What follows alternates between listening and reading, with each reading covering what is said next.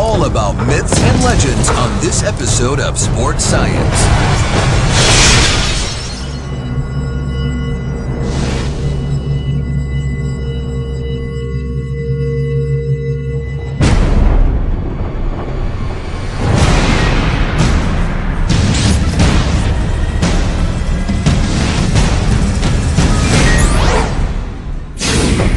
Some people think that hitting a baseball is the hardest thing to do in sports. Is that true? We found someone who wants to put that myth to the test. Meet Jennie Finch.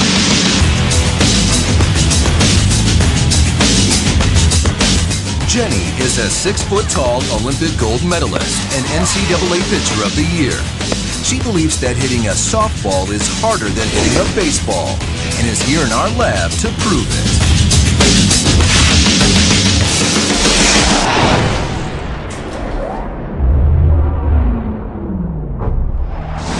To start, we wanted to compare the force with which a baseball and a softball arrive at home plate. The harder it hits, the harder it is to hit. And we have our strike force plate behind here to actually measure the load or the force that the ball generates when it impacts. Basically, all you have to do is have the pitch break through these two beams and hit that plate, and we'll be able to collect the force that's generated. First up, baseball. Cal State Fullerton flamethrower Adam Jorgensen will see how much force his 95-mile-per-hour fastball creates.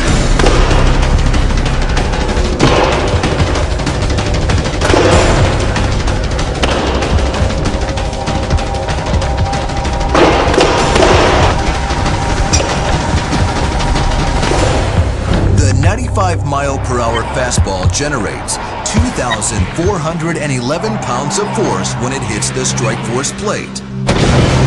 Now, let's see if the softball generates more or less force than the baseball. Jennie's pitches will provide unprecedented data, so we can determine once and for all which contains more force, baseball or softball.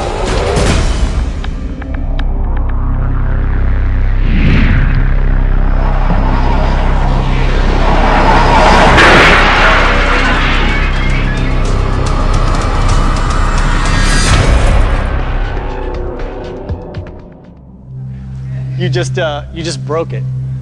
Look. Coming in, they told me that I was gonna throw against some scientific gear, and my goal was to come in here and break it. And that's what we did. Jorgensen's missiles generated an impressive 2,411 pounds of force. Jennie's first pitch broke the machine. We're going to give round one to Jennie. With her high-tech equipment smashed to bits, we decided to test baseball versus softball by bringing in a live research subject, Arizona Diamondbacks prospect, Brian Byrne. Brian hit .310 last season in the minor leagues. First, he's going to face our baseball flamethrower. Brian has no problem hitting 95 miles per hour baseball pitches. He's a pro.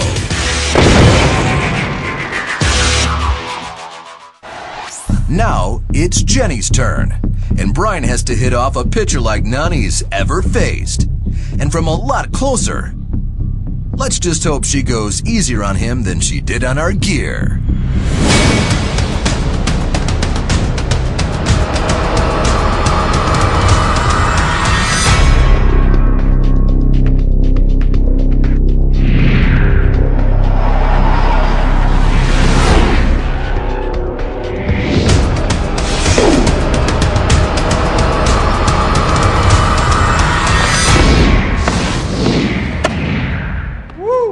Brian's struggles are no surprise. A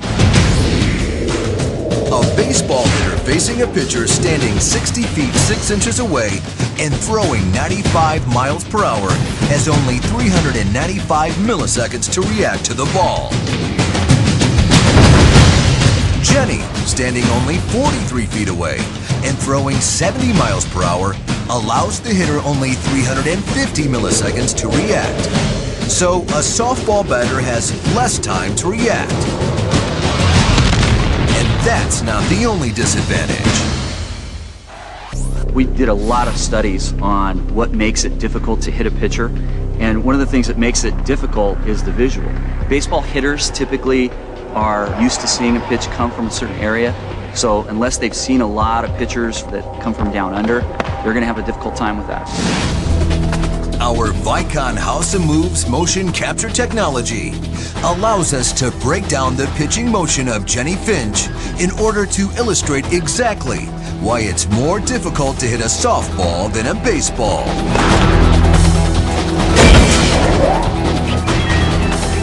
This is not a computer simulation.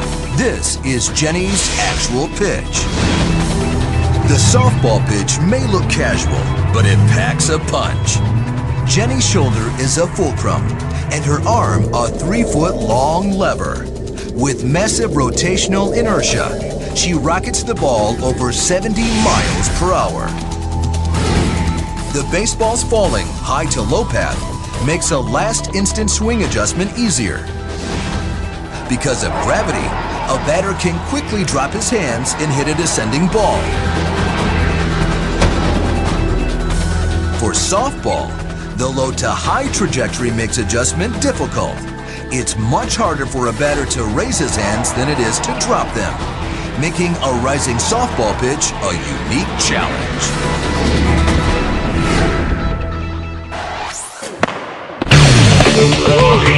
What did you think? It's just different, a lot different. It was tough. What's the biggest single difference? I think it's just the angle, and Jennie was throwing some balls that rise. So the myth that hitting a baseball is the hardest thing to do in all of sports? Shatter.